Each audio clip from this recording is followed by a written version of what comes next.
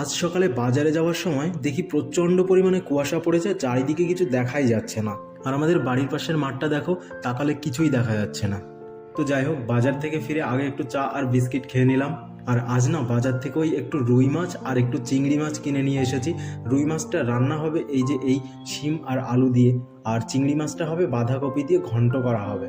মা কিন্তু এখানে চিংড়ি মাছটাকে বেছে ধুয়ে একদম রেডি করে রেখেছে, আর ওদিকে বাঁধাকপি রান্নার জন্য বাঁধাকপিটাকে আগে সিদ্ধ করে নিচ্ছে, আর তারপর রুই মাছটাকেও একদম লবণ হলুদ মাখিয়ে ভাজার জন্য রেডি করে নিচ্ছে।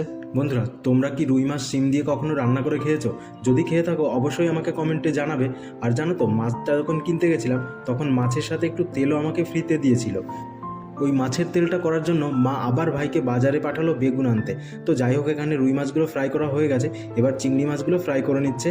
আর আর রান্নার পরের ভিডিওগুলো কিন্তু আমার নেক্সট মিনি ব্লগে শেয়ার করব। আর হ্যাঁ, সাবস্ক্রাইব করতে কিন্তু ভুলো না।